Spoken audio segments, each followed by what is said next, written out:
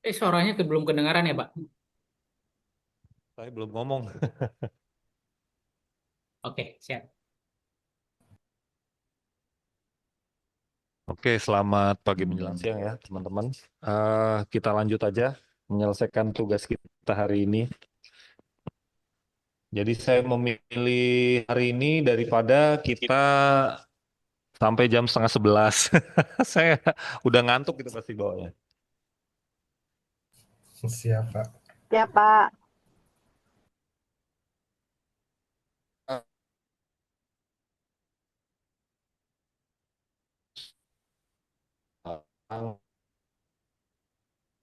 Kalau nanti kita bisa lihat seperti apa. Bentar ya. Internet not stable.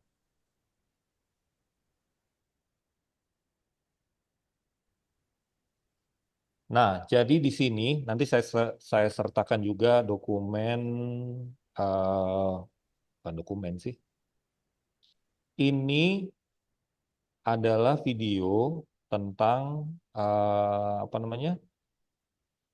Tentang studi kasus yang ada di Loden Chapter 2. Jadi di Loden Chapter 2 itu cerita tentang Sharp. Mungkin teman-teman udah tahu lah ya, Sharp itu perusahaan apa? Perusahaan elektronik. Nah, ternyata dia menurut bukunya Loden menerapkan namanya Microsoft Yammer. Nah, Microsoft Yammer sendiri tadinya tadinya namanya Yammer doang. Yammer diakuisisi sama Microsoft jadi Microsoft Yammer. Terus Microsoft Yammer berubah nama sekarang jadi namanya Viva Engage. Nah, di sini ada videonya sebenarnya yang menerangkan tentang apa itu Microsoft Yammer dan Microsoft Viva Engage. Ditambah satu case study tambahan selain selain apa Sharp, eh, perusahaannya namanya Westpac. Ada yang pernah dengar Westpac? Ya, Westpac itu bank ya, bank di New Zealand. Ya, oke. Ini saya nggak putar videonya, jadi biar teman-teman nanti bisa mengeksplor sendiri aja setelah ini. Nah, yang ada di buku Loudon tentang case study-nya Sharp itu intinya adalah eh, Sharp merasa perlu merubah proses bisnis. Mungkin kalau teman-teman ingat di pertemuan kita sebelumnya itu misalnya manufacturing itu kan kayak apa proses manufacturing seperti kita bahas itu tentang pembuatan mobil ya itu kan rigid itu proses dari satu ke satu ke satu dan seterusnya.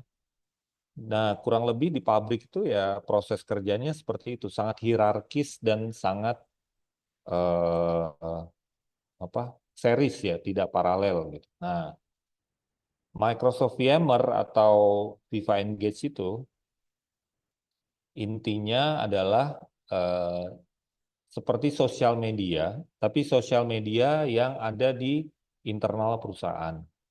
Nah, karena berada di internal perusahaan, apa sih sebenarnya yang mau dicapai sesuai dengan case study yang ada di buku? Sebenarnya kalau kita tarik benang merah itu, saya ngelihatnya cuma ada satu sebenarnya, yaitu pola komunikasi dua deh. Pola komunikasi dan kedua adalah tentang knowledge management. Untuk pola komunikasi, teman-teman bisa bayangkan apakah seorang misalnya yang melakukan assembly atau melakukan ngecat mobil Tesla atau ngecat mobil di pabrik mobil itu bisa berhubungan dengan eh, direksi perusahaan gitu misalnya. Nah, dengan adanya dengan adanya Microsoft Yammer ini, pertama pola komunikasi sama seperti kita di sosial media. Contohnya misalnya di Facebook kah, Twitter kah, siapa di LinkedIn bahkan misalnya ya, itu kan kita bisa berhubungan dengan basically hampir siapa saja lah yang ada di dalam lingkup network yang kita punya gitu. Nah, kurang lebih ini pun sama. Nah, nanti mungkin saya mau tanya juga, apakah di tempatnya teman-teman ada yang sudah menerapkan aplikasi ini. Karena tadi di kelas sebelah ada satu perusahaan yang sudah menerapkan Viva Engage atau Microsoft VMware ini. Oke. Yang kedua adalah tentang knowledge management. Nah, salah satu kelebihannya di sosial media ini, jadi kan postingan kita kan bisa aja posting ya, contohnya misalnya di YouTube lah, video cara membuat kopi gitu misalnya. Nah, padahal ini nih udah berupa ilmu ya, saya juga banyak sekali untuk menyelesaikan permasalahan di rumah tangga, di mobil, di motor, di mana-mana tuh tinggal cari ada video cara ngebenerinnya dan kita bisa coba sendiri. Nah, itu sebenarnya knowledge management. Dan knowledge management ini juga di cover di dalam skupnya uh, Viva Engage atau Microsoft VMware ini. Oke. Jadi di situ intinya adalah kolaborasi terhadap knowledge ya. Oke. Apa sih sebenarnya yang mendasari dari case study itu? Jadi kalau kita lihat dari gambar ini, sebenarnya dimulai dari sini, dari business challenges. Nah, business challenges-nya adalah bagaimana proses dan culture-nya itu sifatnya top down. Jadi apa kata bos, anak buah kerjain gitu ya. Nah, nah karena seperti itu, makanya manajemen berpikir bahwa mungkin perlu dibuat knowledge sharing strategi dan goal. Bagaimana caranya supaya eh, pihak yang paling bawah yang tidak berhubungan langsung dengan manajemen itu bisa juga memberikan masukan oleh manajemen. Tapi mungkin ini juga di Indonesia nggak terlalu umum ya. Contohnya teman-teman yang mungkin sudah menjadi direksi atau satu level di bawah direksi itu kan juga dalam pertemuannya apa dalam proses koordinasi itu kan nggak dilakukan setiap saat juga gitu kan. Jadi misalnya komunikasi dengan direksi itu pada saat apa manajemen meeting gitu dengan komisaris pada saat rapat dengan dewan komisaris dan seterusnya dan seterusnya. Yang BOD minus satu aja sebegitu jarangnya, apalagi yang ada di bawah. Paling yang di bawah itu akan bisa berinteraksi dengan manajemen pada saat misalnya town hall meeting. Nah, kayak gitu baru bisa ngomong. Nah, dengan adanya Viva Engage ini, hal tersebut bisa eh, di diperbaiki lah intinya bisnis prosesnya. Secara organisasi, untuk bisa mensupport itu berarti perlu mendesain proses dan juga struktur organisasi atau culture dari perusahaan itu sendiri gitu ya. Jadi supaya bisa mendukung tercapainya solusi terhadap apa proses dan culture yang dihadapi oleh perusahaan. Nah, caranya gimana? Diterapkanlah information system berbasis enterprise social networking. Ya, dengan itu ada proses knowledge sharing, innovation, dan collaboration sehingga bisa mengimprove productivity, mereduce cost, sama increase innovation yang diharapkan business solution ini bisa menjawab business challenges yang ada di atas. Kurang lebih seperti itu. Nah, sebenarnya bisnis proses apa saja yang bisa dirubah? Kalau yang tadi kan contoh bisnis proses kaitannya sama komunikasi gitu misalnya ya. Di sini ada bisnis proses lain. Jadi bisnis proses yang lain tuh kita bisa lihat nih contohnya di tabel 21. Ini juga saya capture dari buku ya. Di situ ada proses manufacturing. Nah, bisnis prosesnya assembling the product. Nah, teman-teman kan bisa bayangkan ya, assembling the product itu seperti apa. Ini sudah pernah kita bahas di pertemuan-pertemuan sebelumnya ya.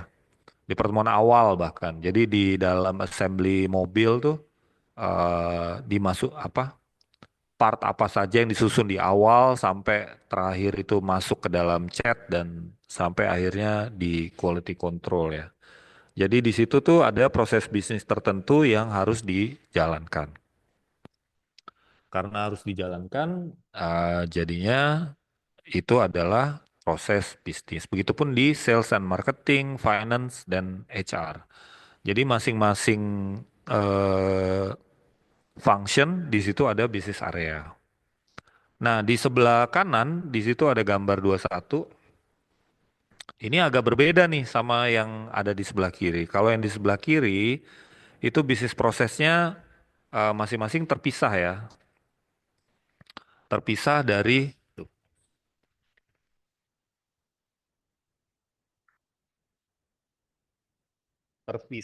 function dan tidak berhubungan dengan function yang lain. Sementara di sebelah kanan ini sudah mulai bagaimana beberapa function di bersinggungan bisnis proses yang terkait dengan order fulfillment ya. Jadi pertama sales dia mengenerate order sampai akhirnya bagian manufacturing itu shipping the product. Nah, itu ada satu bisnis proses yang berpotongan antar departemen atau antar function gitu ya. Nah, poin dari gambar ini apa? Jadi di sini ada banyak peluang yang bisa kita lakukan untuk melakukan improvement dari bisnis proses, bahkan sampai peningkatan bisnis proses secara keseluruhan ya, yang hubungannya dengan multi departemen contohnya ya. Jadi misalnya kalau kita mau melakukan improvement order fulfillment proses, jadi ada banyak proses yang ada di sini yang memiliki peluang untuk kita lakukan improvement. Tergantung dari kondisi bisnis proses di tempatnya masing-masing. Oke. Nah, bagaimana IT bisa melakukan improvement? Di sini ada dua contoh. Jadi dua contoh ini adalah yang pertama transaction processing system. Yang kedua adalah payroll system. Di sini teman-teman bisa lihat. Jadi untuk transaction processing system di sini teman-teman bisa lihat bahwa ada beberapa proses yang kemudian disimpan di dalam database. Database ini berada di dalam satu sistem manajemen informasi atau manajemen information system yang akhirnya akan memproduce report dan online dashboard yang akan dipakai oleh managers. Nah, di sini terlihat bahwa data transaksi yang dilakukan proses itu bisa diproses ulang untuk berubah menjadi reports dan dashboard. Nah, di sini sebenarnya teman-teman bisa lihat apa untuk yang payroll system juga teman-teman lihat di sini bahwa untuk bisnis proses payroll system di sini ada banyak data yang dipakai. Jadi contoh misalnya employee database di sini datanya ada apa saja employee data. Terus juga ada proses ke sistem lain di sini, ke sistem keuangan ya, general ledger. Teman-teman bisa bayangkan misalnya kalau zaman dulu tuh kalau misalnya kita gajian masih pakai amplop ya. Terus misalnya teman-teman ada yang lembur, berarti kan proses perhitungan lembur itu harus dihitung dulu terus dihitung kemudian nanti payslip-nya juga perlu diupdate. Kemudian kalau misalnya punya anak nambah berarti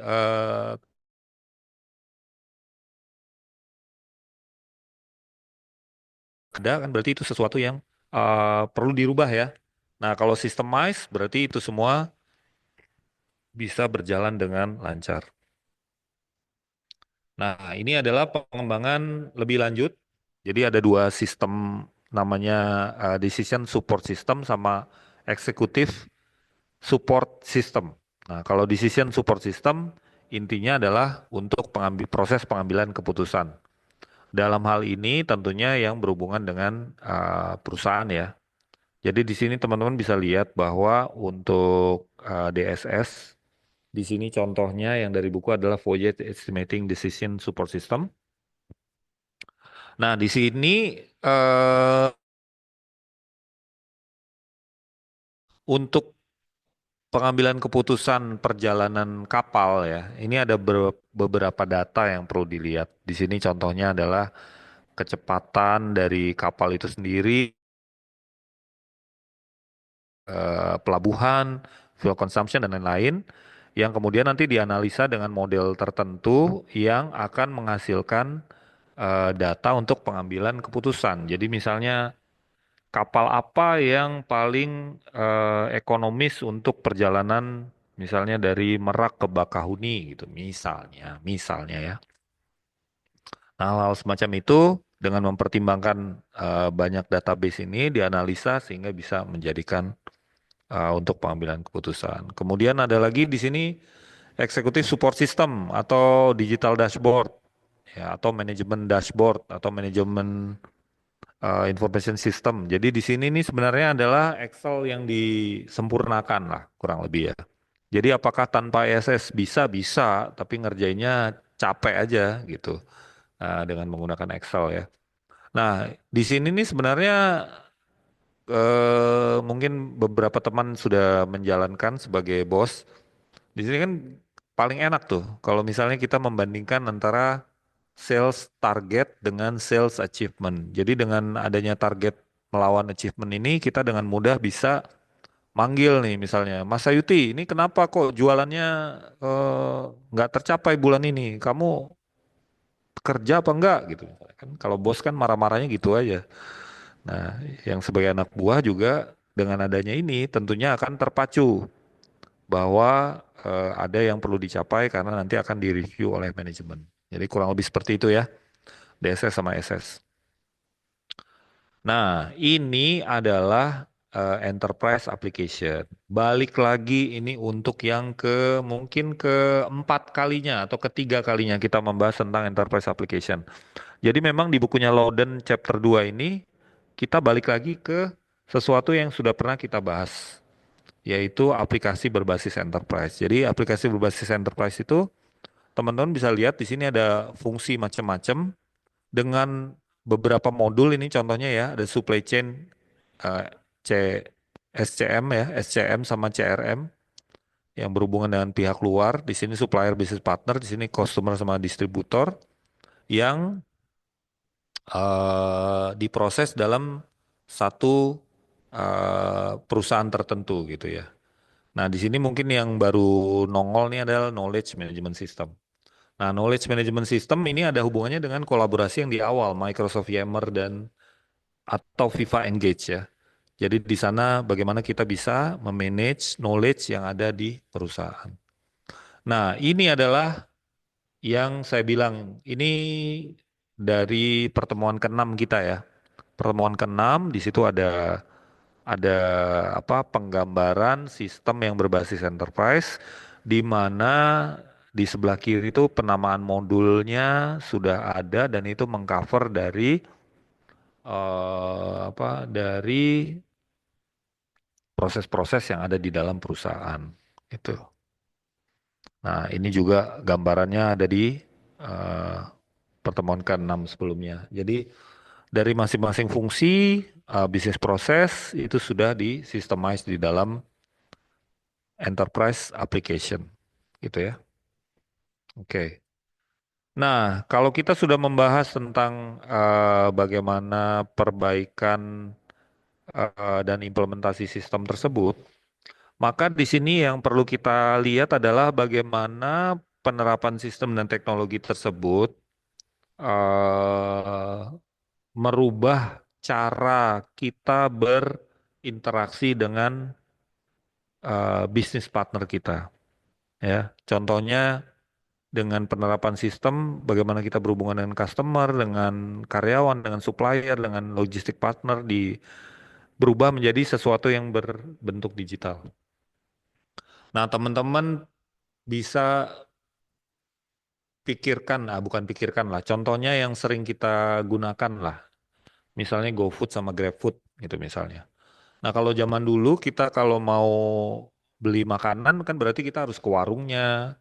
Terus kalau kita apa namanya? Kita perlu ada permintaan yang custom berarti harus senyum-senyum dulu sama kokinya mungkin supaya bisa ditambahin apa bumbu-bumbunya dan segala macam ya. Nah, kalau sekarang di cover dengan sistem, misalnya dengan yang paling simpel penambahan notes atau ada beberapa option yang dibuat di sana di dalam aplikasi. Nah, jadi memang ada transformasi atau perubahan. Nah, transformasi dan perubahan itu juga mendorong jadinya electronic business atau e-business. E-business itu intinya aktivitas bisnis yang di cover atau berubah dari sesuatu yang proses biasa menjadi proses yang digital. Karena proses yang digital koordinasinya itu dijalankan dengan menggunakan sistem. Nah, contoh yang dijalankan, contohnya di tempat saya gitu ya. Misalnya kalau kita mau perlu membeli sesuatu gitu, kita perlu membeli sesuatu, maka apa namanya? Maka perlu membuat namanya purchase request. Nah, purchase request itu perlu diberikan approval.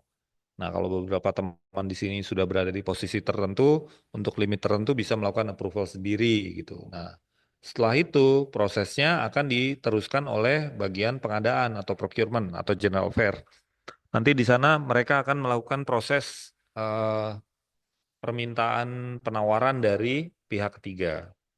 Nah, di di apa di proses yang secara manual itu kan kita bisa apa namanya? Kita bisa aja minta tolong ya. Tolong dong gue perlu beli A gitu. Nah, tapi tolong itu kalau misalnya kita sudah berubah menjadi bisnis tidak akan pernah dilayani kalau memang tidak ada dokumennya. Jadi harus berjalan sesuai flow dan SOP. Nah, salah satu yang ada di dalam e-business itu sebenarnya ada e-commerce. Untuk e-commerce-nya saya nggak akan bahas lebih lanjut karena ini udah jadi common knowledge harusnya. Yang perlu dilihat di sini adalah e-government. Nah, kalau e-government itu kan di sini counterpart-nya adalah government sama lawan sama rakyatnya gitu ya. Contoh misalnya mau buat KTP harus apa? Sekarang sudah digital, perekamannya digital, datanya digital, disimpan secara digital dan seterusnya. Dan proses pelayanannya misalnya kita bayar pajak ya, dan segala macam itu juga dijalankan secara digital. Jadi memang sudah melakukan transformasi. Intinya transformasi penggunaan teknologi ini arah tujuannya adalah menjadi lebih baik. Oke. Nah, setelah penerapan teknologi tadi, ada satu hal yang sifatnya itu apa menjadi nyata sehingga kita bisa definisikan benefitnya. Jadi collaboration dan social business itu sangat penting collaboration karena sifatnya digital tadi bisa berkolaborasi antar departemen, antar bisnis proses. Jadi karena memang nature-nya itu sudah berubah, maka maka pola interaksi sama bisnis proses yang dijalankan itu juga juga berubah. Contoh, menurut data dari McKinsey, 40% tenaga kerja di Amerika itu pola interaksinya itu eh, berubah menjadi berbicara, emailing, presenting, persuading, tapi menggunakan teknologi. Ya, ini juga kita sudah jalankan sekarang ya. Contohnya yang kita jalankan sekarang, perkuliahan tuh bisa secara online. Teman-teman bisa berada di mana saja, saya bisa berada di mana saja, tapi kita bisa melakukan interaksi uh, untuk perkuliahan. Kemudian professional work-nya itu bisa growth. Jadi dengan interaksi ini kita bisa mendapatkan kolaborasi untuk mendapatkan knowledge yang ada di perusahaan sehingga apa yang kita butuhkan itu bisa meningkatkan kemampuan atau knowledge yang kita miliki. Nah, kemudian dari sisi perusahaannya itu sendiri, dengan adanya ini juga mungkin teman-teman sudah rasakan juga ya, dengan adanya perubahan proses bisnis ini, perusahaan itu juga bertransformasi menjadi sesuatu yang lebih otonom, tidak micromanagement harus dimandorin gitu, tidak seperti mandor bekerja gitu ya. dan scope-nya itu berubah dari yang mungkin single location menjadi multiple location. Ya sama seperti yang kalau kita kaitkan dengan perang tarif yang sekarang ada di antara Amerika dengan Cina, itu juga menggambarkan contohnya adalah bagaimana kita tahu iPhone itu kalau saya nggak salah kutip 70 atau 80% produknya itu dibuat di Cina gitu contohnya.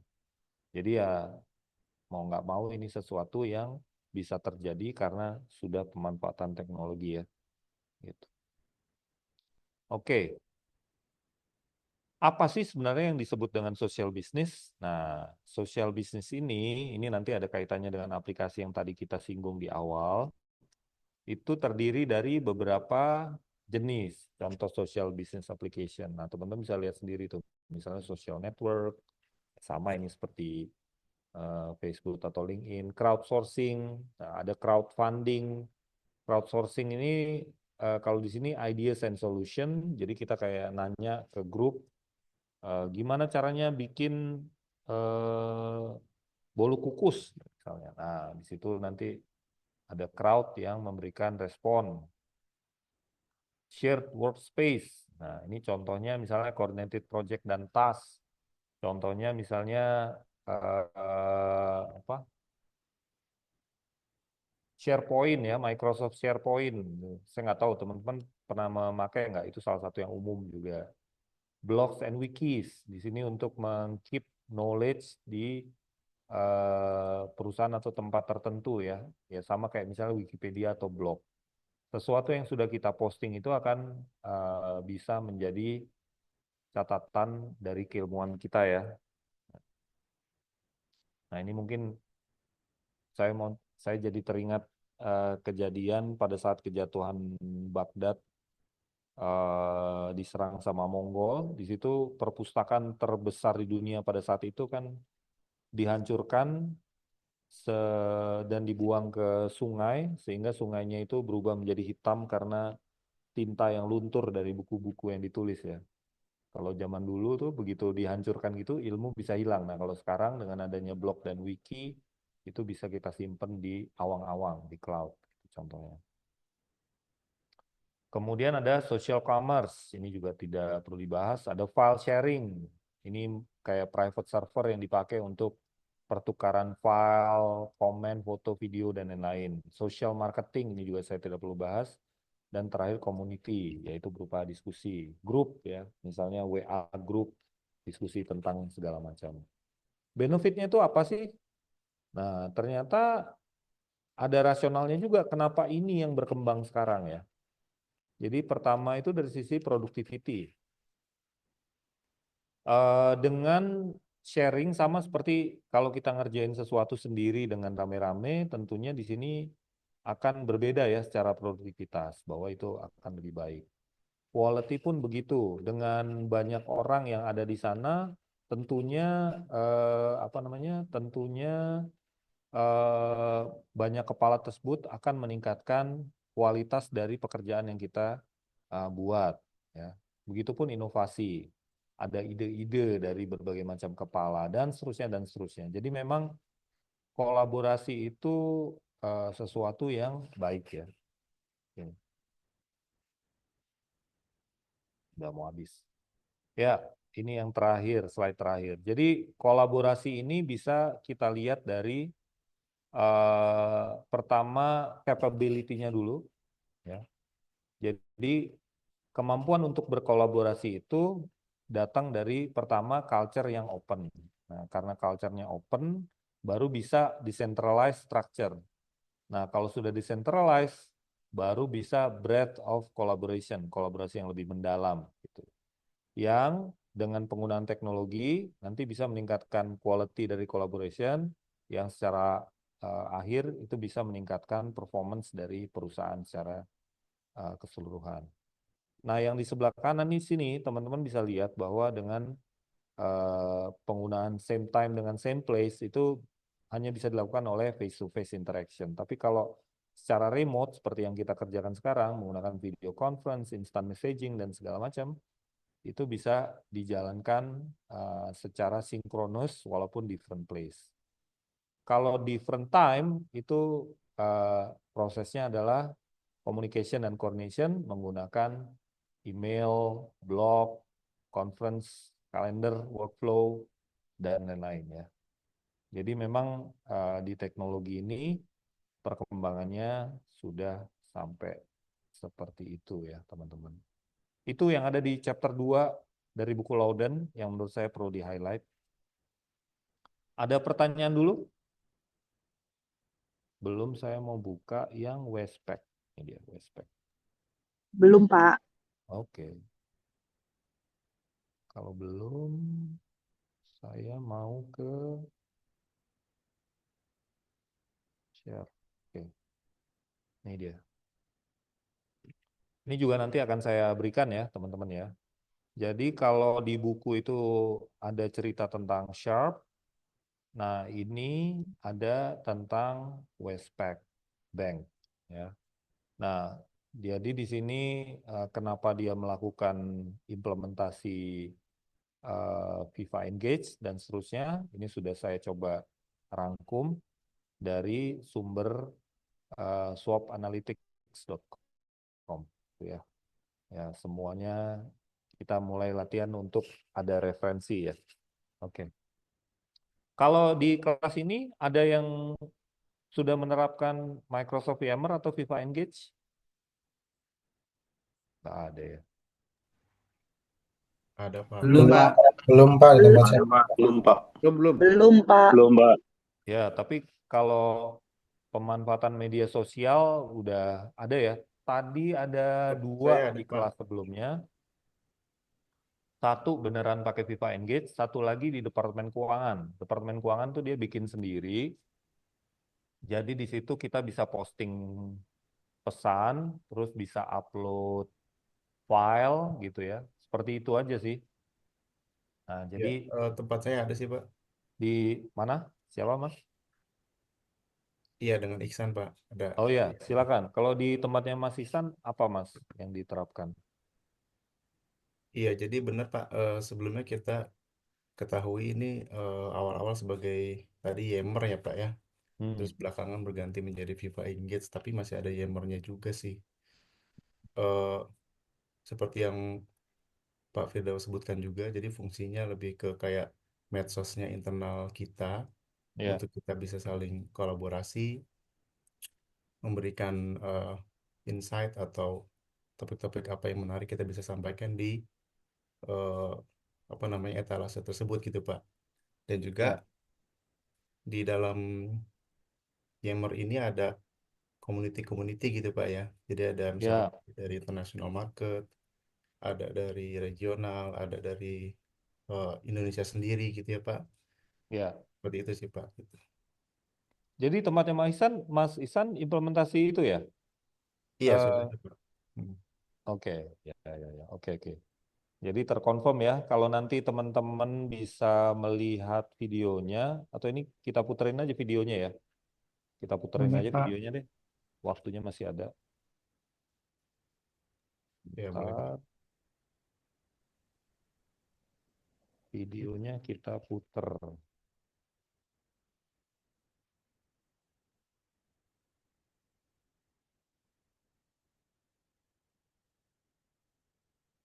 Control klik.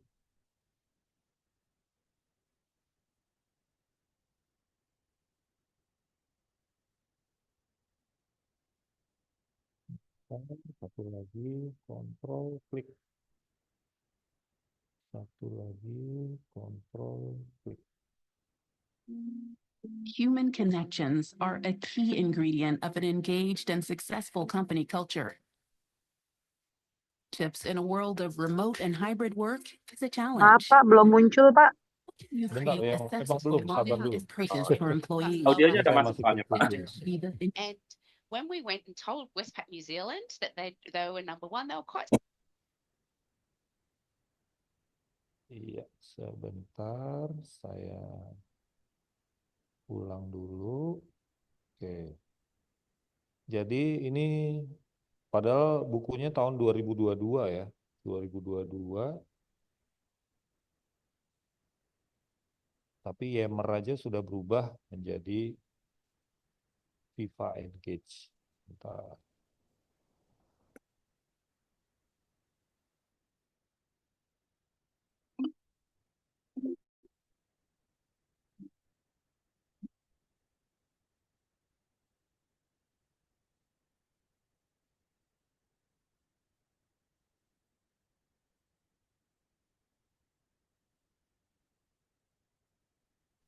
Nggak ada suara ya Pak emang ya?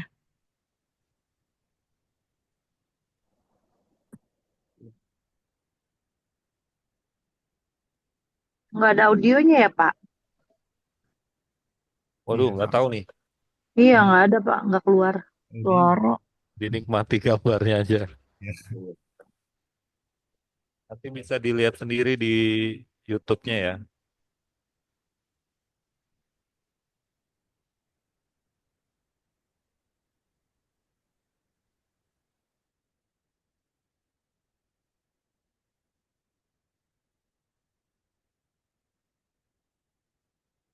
Oke. Ini coba ke video berikutnya ya. Bentar.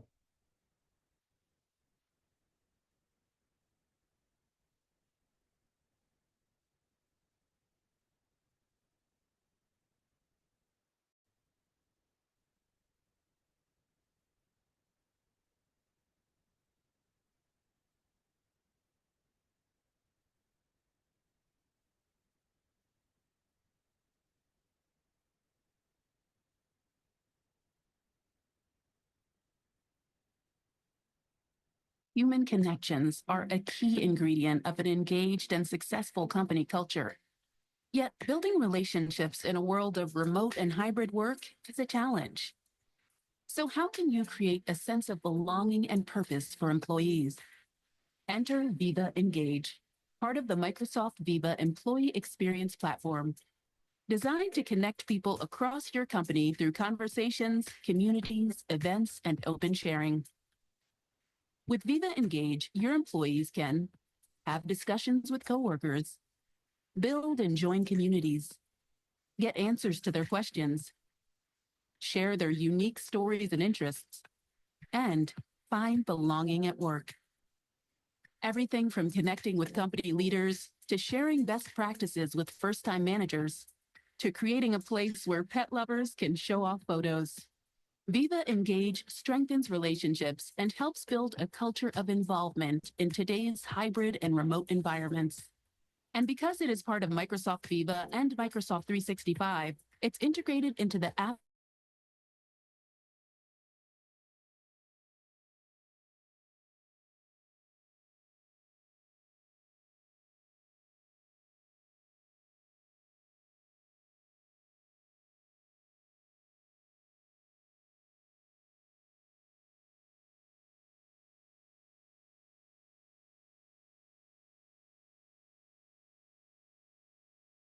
Juga cara mengajar gitu. Kalau saya sih preferensinya lebih tenang tatap muka ya. Kalau begini nih kayak ada yang kurang. Ya begitulah. Oke, jadi pembahasan hari ini sebenarnya selain, jadi itu tadi cuma salah satu solusi untuk merubah proses bisnis ya. Tapi proses bisnis yang berubah sendiri itu bisa macam-macam. Contohnya tadi yang ada di buku tuh ada hubungannya dengan SCM, CRM, supply chain management, ada customer relationship management ya. Jadi cara kita merubah nih kayak contohnya yang SCM itu hubungannya sama kasus yang kita bahas kemarin Amazon. Kemudian CRM itu ada hubungannya dengan Salesforce. Kemarin kita bahas untuk apa ya Salesforce kemarin ya? Amazon juga kah? Atau yang lain gitu ya. Jadi di situ ada penerapan Salesforce sama supply chain management. Jadi ada ada banyak poin yang merubah proses bisnis ya teman-teman. Dan sistem yang menangani itu semua adalah sistem berbasis enterprise, ya, enterprise-based application yang sebenarnya berkaitan dengan ERP ya, ERP gitu. Itu sih pembahasan kita hari ini. Kecuali kalau teman-teman ada yang mau dibahas, monggo. Paling izin sharing sedikit, Pak, Boleh, silakan. terkait penggunaan Yammer ya sama Viva Engage itu mungkin poinnya adalah bahwa perusahaan saya yang lama memakai Yammer tuh Pak, kan untuk Oke, corporate social network-nya. ya, Dan perusahaan yang sekarang juga ada versi social network corporate-nya sendiri ya, namanya ya, FX Connect gitulah ya. Cuman ya, yang saya perhatikan sepertinya tingkat partisipasi engagement karyawan ke social network itu sangat rendah. Jadi ya, kelihatan yang posting itu aja dan juga ya, sekedar kayak memenuhi KPI doang, great work, ya, congrats atau harus recognition gitu. Ramainya tuh malah arah-arahnya mungkin kalau masalah kerjaan ke LinkedIn, masalah curhat-curhat atau apa ya mungkin ke sosmed yang lain gitu sih Pak. Mungkin ya. ada nggak sih teorinya yang buat menambah engagement atau efektif nggak sih corporate social network gitu sih? Ya, kalau mungkin tanggapan saya begini Mas Ayuti ya. Jadi sebenarnya itu bukan problem di platformnya dan bukan problem di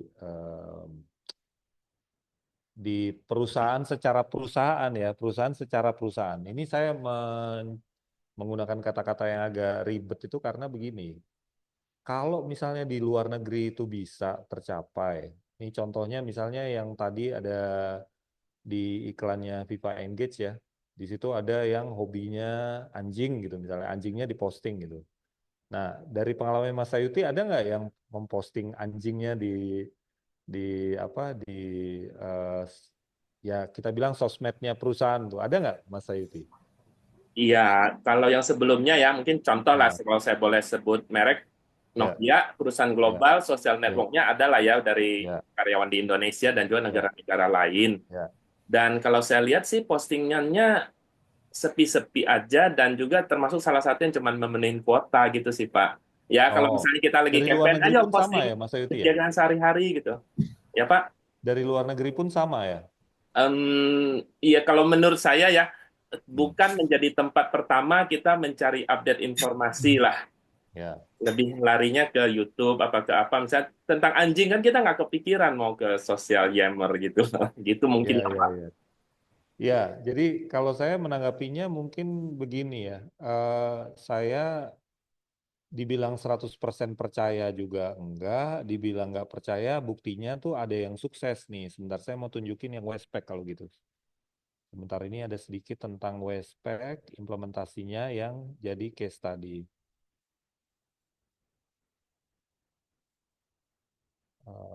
Sebentar, sambil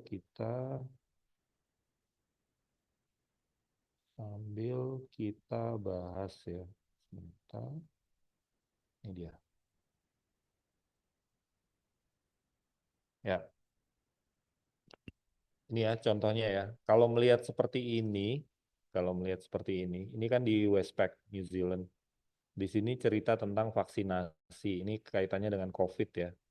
Kalau seperti ini kan berarti ini niat banget nih bikin artikelnya ya. Berbeda dengan yang tadi Mas Ayuti cerita ya. Jangan-jangan ini berhasil karena memang eh, seperti yang Mas Ayuti bilang, ada KPI yang dibebankan perusahaan kepada masing-masing karyawannya untuk bisa menjalankan ini semua. Nah, kalau kedua, ini kalau kita lihat lagi ke presentasi yang tadi saya sampaikan, sebentar, balik lagi ke presentasi.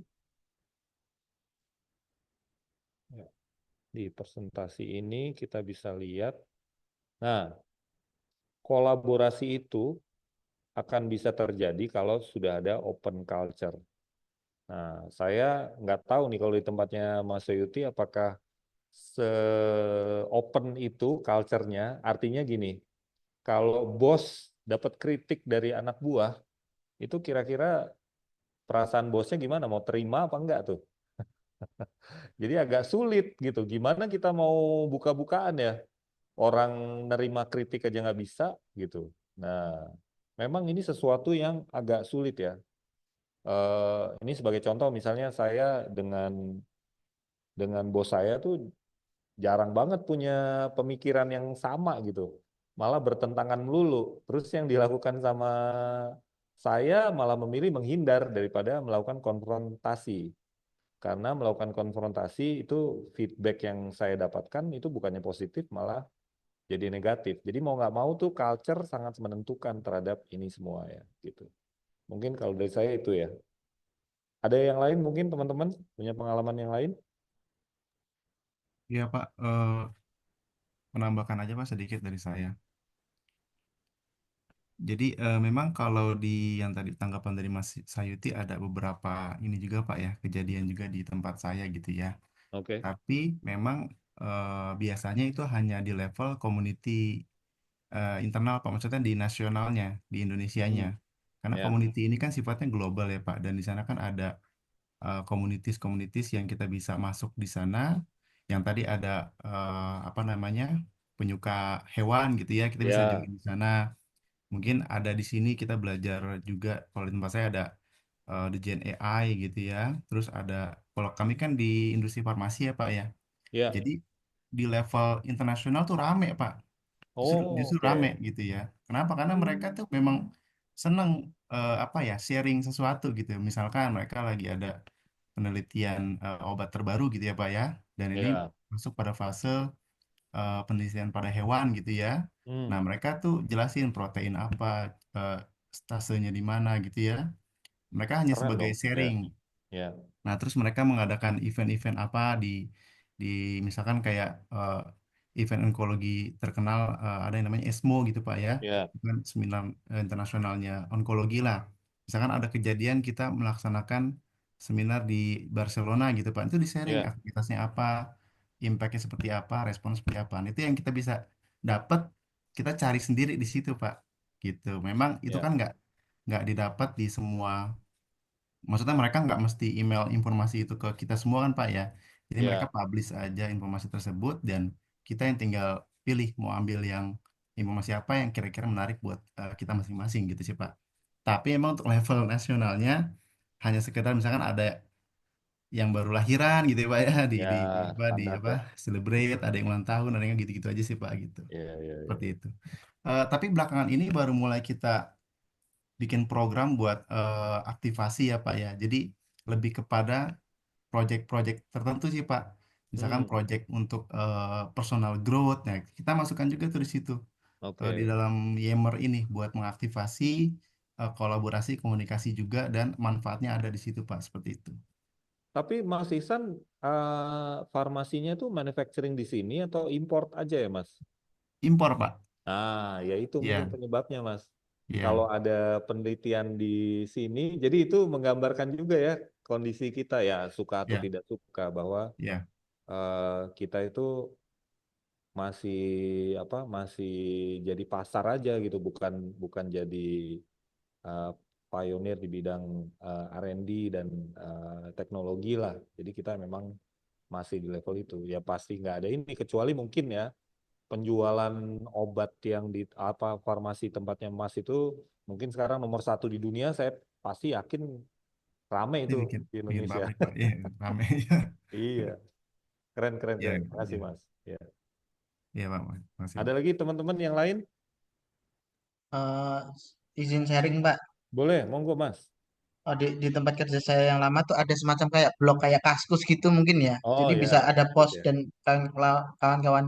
Ya rame sih ya sebatas di komunitas sih Pak. Komunitas Iya, misalkan yang hobi touring ada grupnya gitu. Tapi yang target company inovasi dan kawan-kawan tuh lebih cenderung kayak misalkan ada yang post tuh mungkin ada komen apa sih anak itu cari muka banget gitu kayak gitu. iya. Jadi kesannya Oh, memang jadi secara negatif secara ya. lingkungan secara lingkungan memang mungkin di tempat saya yang lama belum mendukung sih Pak atau mungkin Oke. secara di Indonesia seperti ini masih rada ya wes lah gitu nggak kurang Iya, bisa mendukung tergantung lingkungan kerja juga sih Pak. betul, betul. Culture ya, Mas Udin ya. Iya, saya setuju banget tuh. Ya kan sama seperti yang tadi saya sampaikan ya. Jadi di Indonesia mungkin termasuk saya sendiri juga eh, apa belum siap kali kalau dapat masukan atau kritikan langsung dari anak buah kali ya. Tapi nggak juga sih itu lebih ke arah tanggung jawab masing-masing orang ya kalau tahu bahwa masukannya itu benar. Contoh ini saya udah pernah angkat kayaknya. Saya pernah pergi ke kantornya Lion Air. Jadi di sana ada apa spanduk non-punitive action. Jadi siapapun yang melaporkan akan penyelewengan atau ketidakbenaran tentang perawatan pesawat itu tidak dihukum gitu.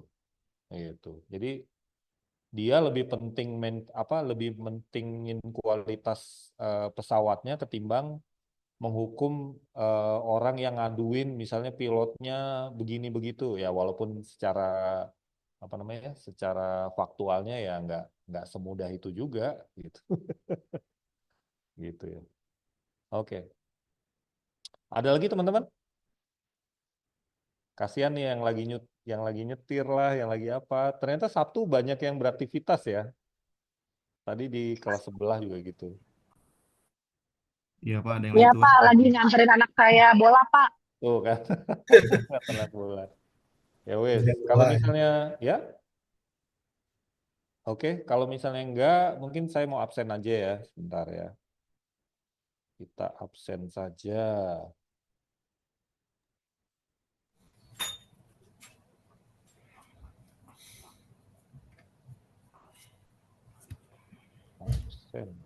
Absen, absen.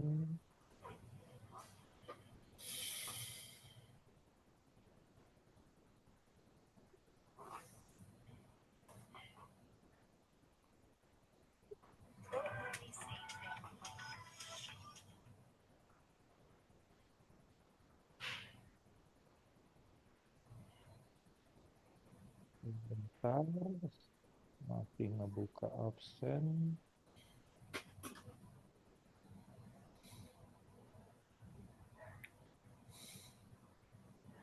Oke, absen.